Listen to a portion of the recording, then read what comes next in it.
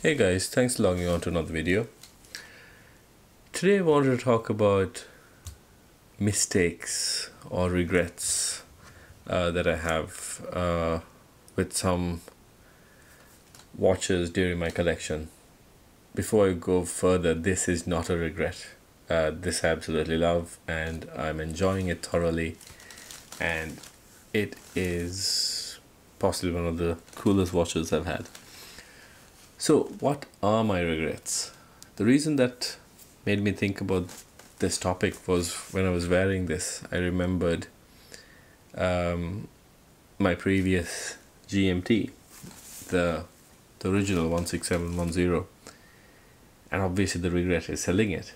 Why did I sell it? Because it was too bright. It was very old. Even though it had been freshly serviced by Rolex, I didn't feel confident with the water resistance. I didn't like the clasp or the bracelet. I didn't like that the accuracy wasn't great, so I sold it. But now I feel like an idiot for selling it. Sure, did it annoy me that the bracelet was great? Yes, but did it annoy me enough to have lost 5,000-6,000? No. So the bottom line is, if you have a collectible watch and you can afford to keep it, don't sell it. Sure, I sold it on and I put the money towards something else, and that watch may have retained value, but still, if I had held on to that watch, I would have definitely been a very happy man, because not only would I have a very collectible and sought after watch at the 16710, but also if I did want to, I could have sold it on to maybe fund another Patek or something else. So yeah, that's one of my big regrets, and possibly my only regret in collecting.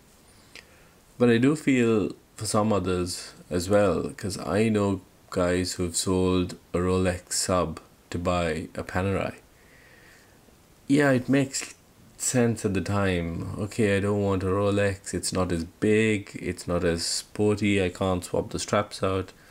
So this guy sold a Rolex to buy a Panerai, and the Rolex that he sold back then maybe was 5,000, and he paid 5 for the Panerai. So he thought, geez, I'm selling my 10-year-old sub for a brand new Panerai, happy for a year or two, and then a year or two later that 5,000 sub is now worth 7, and the 5,000 Panerai is now worth 2.5.